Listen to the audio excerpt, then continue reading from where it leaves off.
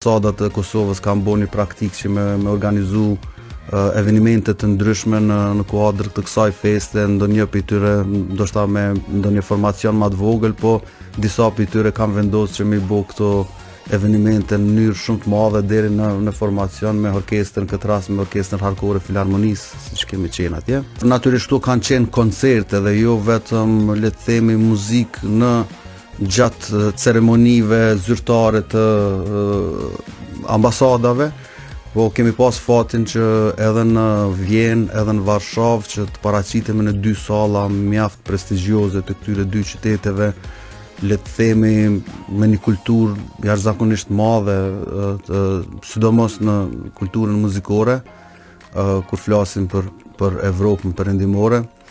edhe ka qenë nder, sidomos